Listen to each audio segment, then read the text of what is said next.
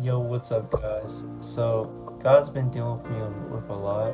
Some stuff you think is for you, but it's not actually for you. Some stuff you be thinking, it's from God, but not everything is from God.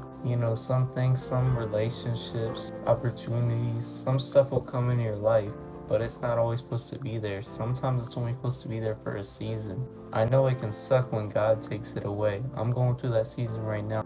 God's taking some stuff away from me, and it's only for a season. It sucks, and the devil will really try to fight you during that time. The devil's really gonna just try to condemn you and be like, you're not good enough. You ain't listening to the voice of God. You ain't hearing God.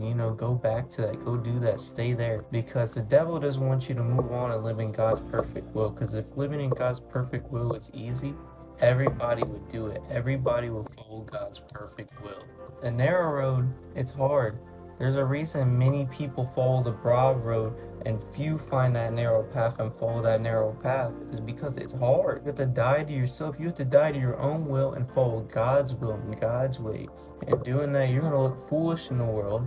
But as a Christian, you ain't supposed to please man. And I know it sucks. Sometimes you're just like, God, like, am I ever going to find somebody? Am I good enough? Why am I always taking the L's? Why am I always taking the losses?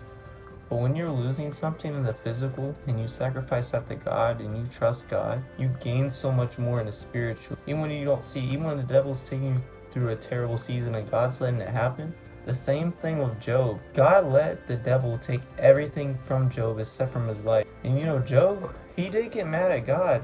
In the Bible, he's like, "Oh, what's going on? Like, why are you, like, are you forsaking me? What's going on?" But through that, he still trusted God. He still had in his mind, he had wisdom, and he knew God was still there for him through all that. He did not forsake God, because God never forsaked him, and God will never forsake you. Even when you're going through a bad season, God's going to give you double portion if you're living for him and living in his will and following that narrow path.